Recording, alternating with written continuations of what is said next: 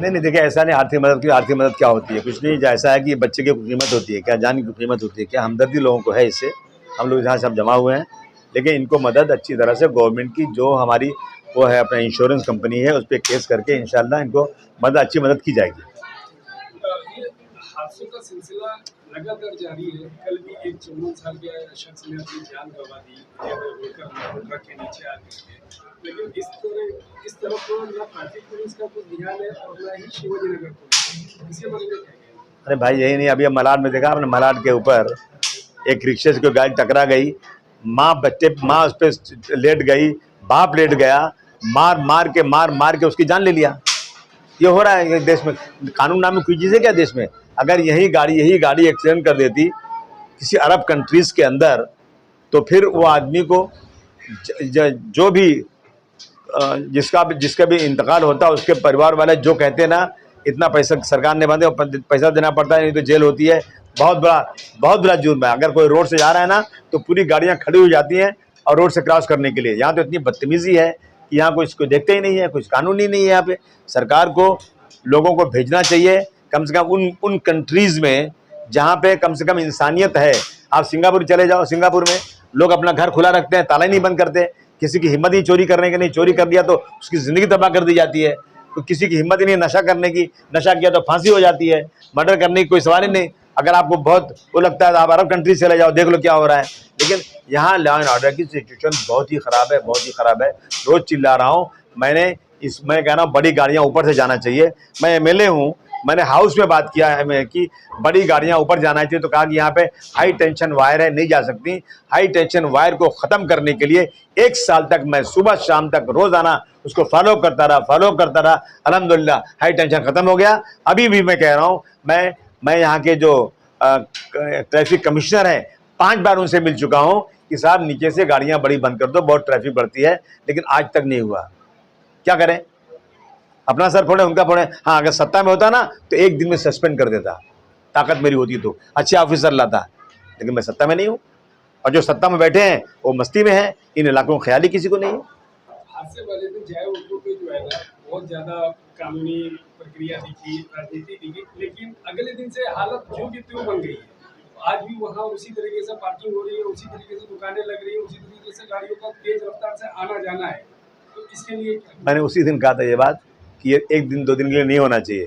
मुझे police officer ने और ट्रैफिक ऑफिसर ने वादा किया कि ऐसा नहीं होगा। फिर मैं जाऊँ, बुलाऊँ, फिर डांटूँ, फिर 1 दिन खत्म हो जाएगा। फिर जाऊँ, फिर बुलाऊँ, फिर कितनी बार जाऊँ, कितनी बार बोलूँ? इसका मुसलसल हल नहीं निकल सकता। आप बता दो क्या है ना, मैं कर देता हूँ। ये समझा दो कि ये करो तो हो जाएगा, तो इंशाअल्लाह मैं इस पे पैसे भी खर्च करने को तैयार हूँ, लड़ाई भी करने को तैयार हूँ और संघर्ष करने को तैयार। मुझे बता दो कि ये हल इसका है, मैं कर देता हूँ। जैसे कि आज इलेक्शन कमीशन की मीटिंग चल रही है, हो सकता है कि आज अच्छा तरीका लग जाए, और उसके बारे में आप पहले ट्राई देखें। नहीं ठीक है, लगने दिया लग जाएगी इंशाल्लाह। हम तो तैयार हैं। हम कोई तो अब तो कोई नया निशान लेकर आए हैं, कोई नया यहाँ पे कोई नया खिलाड़ी आया है, कोई मेडल टट्टर करने वाले लोग आए हैं इस एरिया में। मैं इस एरिया में 15 सालों से काम कर रहा हूँ और 25 सालों से इस एरिया में आता हूँ। 84 से आता हूँ, 84 से जोड़ो तो 40 साल ज़्यादा हो गया। तो मुझे कुछ तैयारी करने की ज़रूरत ही नहीं है। लोग जानते हैं मेरे को अच्छी तरह से, जिसको वोट देना। मैं तो पूछ रहा हूँ लोगों से, अभी यहाँ पूछ रहा हूँ आपके सामने, इतने लोग खड़े हैं। अगर कोई इंसान ये कह दे आसिम भाई आपको इलेक्शन नहीं लड़ना चाहिए, आपकी खराबी है, मैं आपको कसम खा के वादा करता हूँ मैं इलेक्शन नहीं लड़ूंगा। अगर लोग चाहेंगे तो ही लड़ूंगा, नहीं ज़रूरत क्या लड़ने की मुझे। जैसे नवाब मलिक के तो पहले अफवाहें चल रही थी, मगर अभी उनको मार्केट में देखा जा रहा है। विधानसभा 171 जमीन में अपना ऑफिस लिए हुए हैं, वहीं पे उनके पास लोग मिलने जा रहे हैं। नहीं, वो नवाब साहब मिनिस्टर रह चुके, कई बार मिनिस्टर रह चुके हैं, सत्ता पार्टी में शामिल हैं, उनके पास ताकत है, पैसे ज़्यादा हैं, कुछ भी कर सकते हैं। मुझे कोई एतराज़ नहीं, लड़ाई जिसको भी लड़ना हो। नवाब मलिक साहब क्या, जितने और आए लड़ना लड़ें, जनता जिसको वोट देगी वो जीत के आएगा। वैसे अभी गोवंडी करके ज़्यादातर तो वो इरादा बन गया है कि अपनी महाविकास आघाड़ी को ही वोट देगा। तो ये अगर इरादा है तो फिर मैं ही जीत के आऊँगा इंशाल्लाह। अगर लड़ूंगा तो मैं, और महाविकास आघाड़ी को वोट देना ही चाहिए। मैं इलेक्शन लड़ूँ या नहीं लड़ूँ, हमें अगर चाहे इंडिया अलायंस एक साथ हुआ, पूरे देश में जो चिल्ला के भागते थे, अब की बार 400 पार, अल्लाह ने 400 पार वाले को 240 पे ला दिया। कब लाया? जब लोग इकट्ठा हुए। जो लोग आकर के हमारी ज़मीनें 9 लाख एकड़ ज़मीनें हमारी वक्फ बोर्ड की, जो किसी सरकार ने नहीं दिया, किसी ने मदद नहीं किया, हमने खुद, हमारे पुरखों ने, हमारे बाप दादाओं ने अपनी वो ज़मीनें और मस्जिदों के लिए, कब्रिस्तानों के लिए, दरगाहों के लिए, यतीम खानों के लिए जो दिया अपने सवाब के लिए कि मरने के बाद अल्लाह ताला इसका मुझे सवाब देगा, वो ज़मीनें अल्लाह के नाम पर है। वो किसी के बाप की ज़मीन नहीं है, वो ज़मीन अल्लाह की है। और किसी की माँ ने दूध नहीं पिलाया है उस ज़मीन को कोई ख़रीद सके, उस ज़मीन को कोई ले सके। आज उस हमारी ज़मीन पर कब्ज़ा हो रहा था। अल्हम्दुलिल्लाह, अल्लाह का बहुत बड़ा करम है, हम इकट्ठा हुए, हमने 400 पार वाले को 240 पे लाया और 10 साल में जिसका कोई भी बिल फेल नहीं हुआ था, अल्हम्दुलिल्लाह हमारे इकट्ठा होने से वो बिल फेल हो गया और बिल पास नहीं हुआ। ये एक हमारे लिए नमूना है, सैंपल है। एक हो जाएं तो बन सकते हैं खुर्शीद मुबीन, वरना इन बिखरे हुए तारों से क्या बात बने।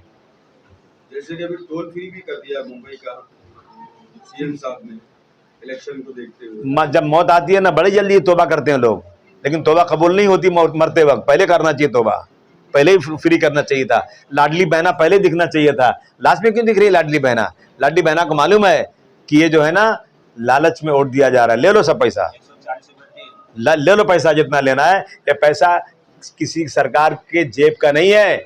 याद रखो महाराष्ट्र के लोगों, हिंदुस्तान के लोगों, मेरे देश पर 1947 आज़ादी के बाद से 2014 तक 55,000 लाख करोड़ रुपया कर्ज था और 14 से लेके 10 सालों में 4 गुना कर्ज बढ़ गया। हर पैदा होने वाले बच्चे पर 2,60,000 रुपए का कर्ज है। ये पैसा बंट रहा है ना, ये आप पे कर्ज है, इसका ब्याज भरना पड़ता है। जो पैसा आता है डेवलपमेंट के लिए ना, उस डेवलपमेंट से इसका हर साल ब्याज देना पड़ता है। मारवाड़ी की तरह ब्याज जाता है इसका। आप लाइए, आप सत्ता में बैठे हैं, जितना पैसा ले लीजिए, लोग देते जाएंगे, क्योंकि मालूम है कि हिंदुस्तान को हम ये ज़मीनें हम ले लेंगे, हिंदुस्तान को अपने कब्जे में ले लेंगे। आपने देखा होगा, अगर आप टीवी देखते होंगे तो आपने श्रीलंका देखा होगा, क्या हालत हुई थी, क्या हालत हुई थी। लोग घरों में घुस घुस के मार रहे थे, भगा रहे थे लोग। अल्लाह ना करे कि इन कर्ज की वजह से मेरा देश भी इस तरह हालत में आ जाए। मैं दुआ करता हूँ कि मेरे देश में हालत ना आने पाए। जैसे श्रीलंका में जीडीपी 95 पहुंच गया था, मगर इंडिया में वही अभी 83 है, तो वो दिन दूर नहीं है कि अब देख लीजिए आप, ये देश सोने की चिड़िया था। मैं पूछूं, इन फिरका परस्तों से पूछूं मैं, जो मुसलमानों के खिलाफ रोजाना राग अलापते हैं, जो रोजाना औरंगजेब रहमतुल्लाह अलैह के खिलाफ बड़ी बातें करते हैं, मुझे बता दो तुम कि हिंदुस्तान सोने की चिड़िया कब था? नरेंद्र मोदी जी आपके जमाने में था क्या? क्या आजादी के बाद कोई सरकार आई जिसने सोने की चिड़िया बनाया?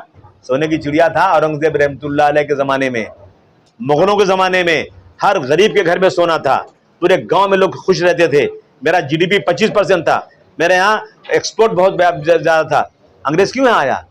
क्या कागज़ की चिड़िया लेने आया था? सोने की चिड़िया लेने आया था। वो अंग्रेज़ आकर कब्जा किया। हमारी हुकूमत कहाँ तक थी? हमारी हुकूमत जो थी अफगानिस्तान, बर्मा तक हमारी हुकूमत थी। आपकी हुकूमत सिकुड़ती जा रही है और आप जो है तंज करते हैं।